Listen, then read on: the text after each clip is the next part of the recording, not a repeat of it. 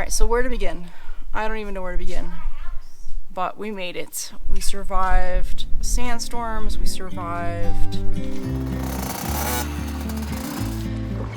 Here we go. About to leave. Already Good morning for another morning. Come with me. I'm not really asking. Get away to a place where we don't know. Are you ready?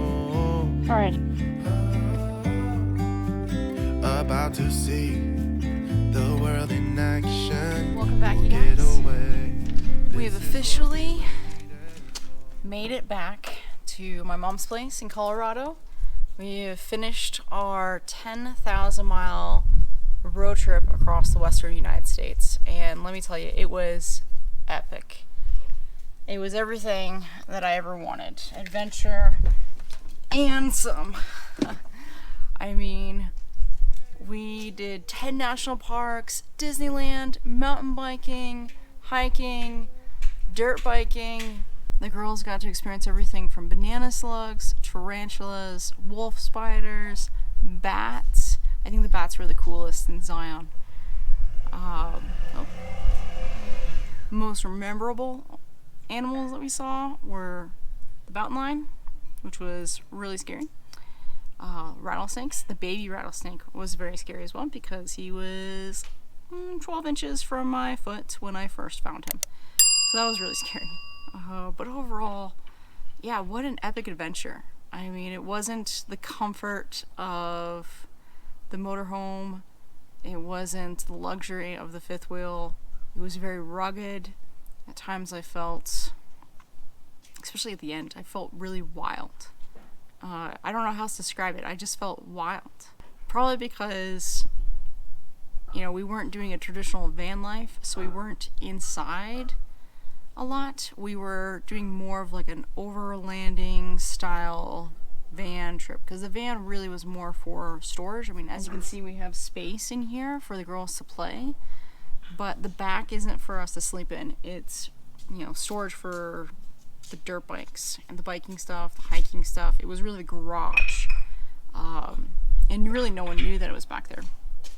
So the van was awesome, but it wasn't really van life. You know, the rooftop tent, the iCamper,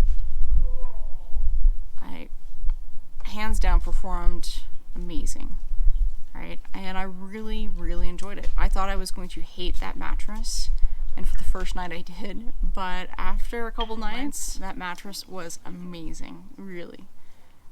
It survived the sandstorm. I mean, just, I can't imagine being in another rooftop tent in a sandstorm. My kids are over there goofing off, painting. But yeah, just absolute adventure. So, you know, was it worth it? Yes. Did I stay in budget? No.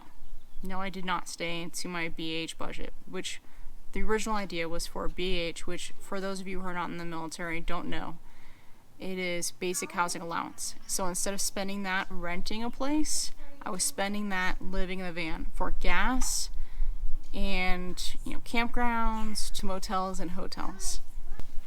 So what was the goal of this trip, right? So we talked a lot in the beginning about John going back into the military. John was, I know it's not kind of taboo to say was, but he was a Marine. When we first got married, he was in the Marine Corps, and we lived down in North Carolina on Camp Lejeune, and yeah, John did 3 tours and a whole lot of training. John was amazing, and he got out mostly because I couldn't do anything there. I mean, this is the age before online school. This was the age before online working, and there was really nothing for me in Lejeune. And so he got out, and I ended up having an amazing career with Target. But when COVID hit and we decided to switch and I wanted to homeschool the girls, that opened the door for John to go back and do what he loved to do. And what he loved to do was be in the infantry. But he'd been out for so long that the Army required him to go to OSUT. So while John was in OSUT, I wanted to take the girls on an adventure of our own. I didn't want to feel like we were stuck waiting for John to come back while he did his own adventure. And I think a lot of military spouses out there can relate to that. Is, sometimes you just feel like you're just waiting and you're living through your spouse instead of living your own life. And I did not want to have that happen, right? That builds anxiety, animosity, all kinds of things that I don't want in our marriage. So John put a lot of work into this van to get it ready in terms of building out and moving seats and getting it ready to add the dirt bikes into the back. So we got it all ready to go, and he was totally cool with that. That was part of our plan. He knew that I was going to want to do this whenever he got deployed or sent out, that this was going to be our way of keeping our mind off the fact that he may be deployed to a combat zone. So that was the goal, and John knew that. Now, did it work? Yes, it did. There were days that I was so busy that it was okay that John couldn't call me for days on end, right? Did our plan work? Right? Yes, it did. I totally didn't have any anxiety about John being gone. It wasn't a big deal, to be fair. How do I know that John was happy? Because I wasn't doing this to him.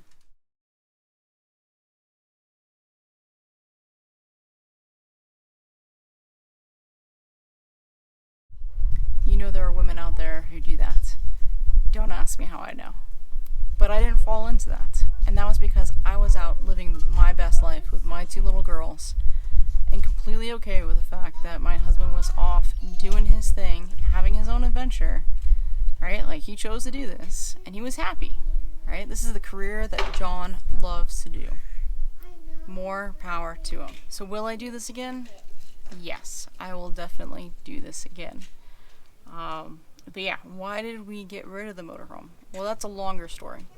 And honestly, that has to do a little bit with a fraudulent mechanic.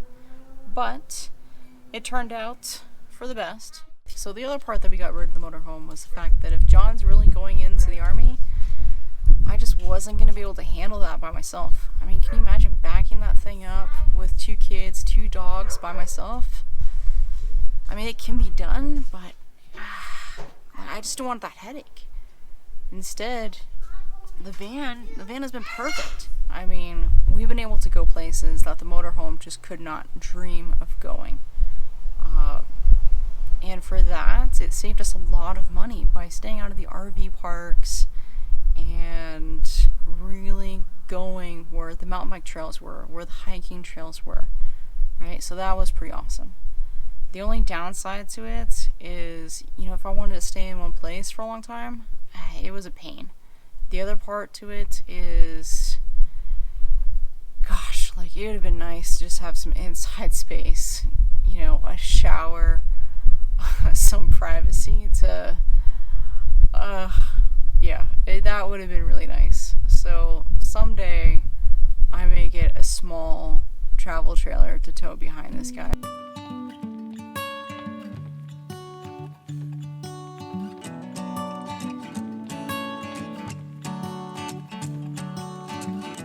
Never understood a word they said. Kept running in the woods alone instead. Somewhere, somehow, I guess I lost it all. Try to keep it up and standing tall. Why don't you stay, 'cause I could really use a friend. Stay, please stay, 'cause my heart really needs a man. Somewhere, somehow, I guess I lost it all. Stay here with me.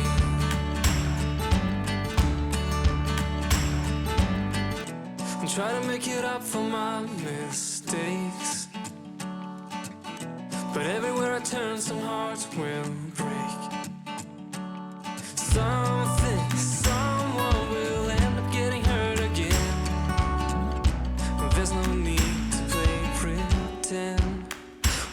don't you stay, stay, 'cause I could really use a friend. Stay, please stay, 'cause my heart really needs a man. Hey everyone, thanks for watching. If you've enjoyed this video, please give it a big thumbs up down below. It really does help us out. It takes a lot to make these videos, and we really appreciate your support. Also, subscribe so you guys can stay in touch with all the other adventures that we're having. If you guys have any questions, put those down in the comments, and I will do my best to get back to you guys. I appreciate all the time that you give us. Thank you.